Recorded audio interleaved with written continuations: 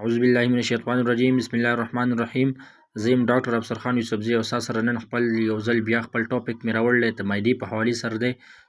کوم ځوانان او یا کوم زنانه چې کوم په معده کې زخم وي، السر وي، د هغه السر دپاره، هغه زخم دپاره د معدې سوځېدو دپاره یو بهترین ټابلیټ مې تاسو له راوړلی. په دې کې 20 ملي ګرام کپسول هم راځي، په دې کې 40 ملي ګرام کپسول هم راځي. نو زموږ سره چې کوم نن مخامخ تاسو وینئ، دا زموږ سره 40 ملي ګرام کپسول دي او دا اومیپرایزول دی USP والا.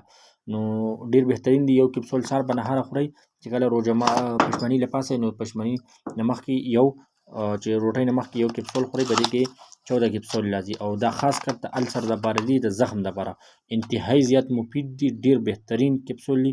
استعمال طریقه یې دغه ده چې یو کپسول سهار د پشمني نه مخکې او چې بیا روژه ختمه شي یا ماښام چې کله سهار پاسئ ناشتې نه مخکې یو کپسول خورئ، نو ټوله ورځ به خو نه ډقي به له راځي، نه به خو معده سوځي، هېڅ قسم مسله به نه